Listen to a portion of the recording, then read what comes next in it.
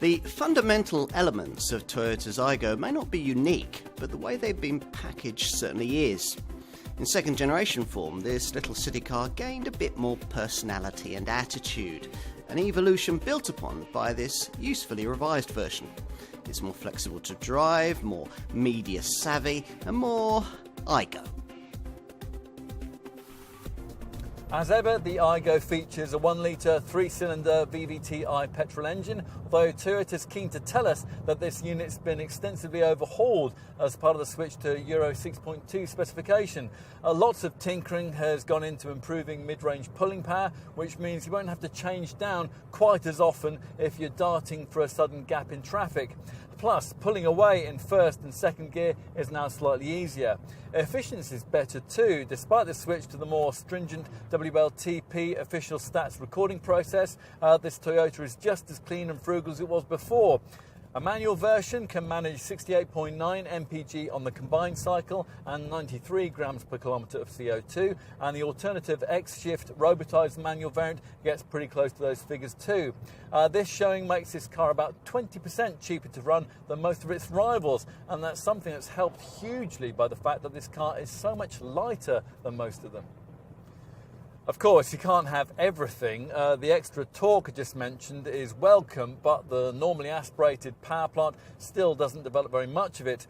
Peak power isn't developed until you thrash the thing all the way up to 4,400 RPM. So the little engine certainly makes its presence felt if, say, you're accelerating up a motorway slip road or cruising at the legal limit, at which point, unlike some modern city cars, this Aygo is well out of its comfort zone. On the plus side, that lightweight makes this Aygo feel light and chuckable through the bends, and of course in town it feels right in its comfort zone with light steering, a tight turning circle and great all-round visibility, aided on most models by a standard reversing camera. For extra urban peace of mind, we'd recommend that you pay the small amount extra for the autonomous braking that comes with the Toyota Safety Sense Pack too. There are lots of very capable city cars on the market, but not many that are visually distinct enough to stick in your mind. Now, rather cleverly, this Aygo focuses on exactly that approach. Hence the hefty dose of attitude that features here at the front end. Its upper section is emphasised by the LED daytime running light framing of the restyled headlamp clusters, the lower section of the X frames the front grille, and extra opportunities for personalisation are provided by the way that it's possible to colour code the spoiler lip and these triangular patches just beneath the headlamps. The silhouette's exact look and feel differs quite a lot between the rare 3-door variant and the 5-door model that we have here today, which extends its window graphic into the tail lamps and gives an impression of extra length. Fewer changes feature once you get inside. The circular instrument binnacle features fresh colouring and a 3-dimensional turbine-style design. There's also body-coloured matching of these side air vents and some fresh upholstery trims. The main change kicks in towards the top of the range, though, if you can stretch to a variant like this one, which upgrades the 7-inch X-Touch centre dash infotainment colour touchscreen to display audio status. That means it'll be kitted out with voice control and Apple CarPlay, Android Auto smartphone mirroring.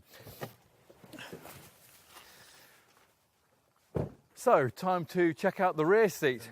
Adults will find their knees brushing the front seat backs and their heads very close to the ceiling. But then, just how often do adults travel in the back of a city car like this? Let's finish with a look at the boot. Once you get your stuff in, you quickly realise the need to pack fairly light. There's just 168 litres of space on offer. And in summary, well, Toyota's customer research reveals that the way that a city car looks is the most important factor in influencing people to buy it.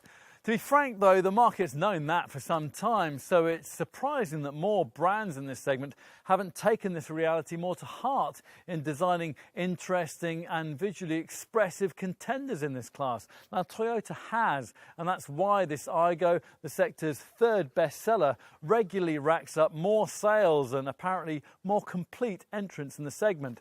It's all about getting your priorities right, and this car seems to have managed to do just that.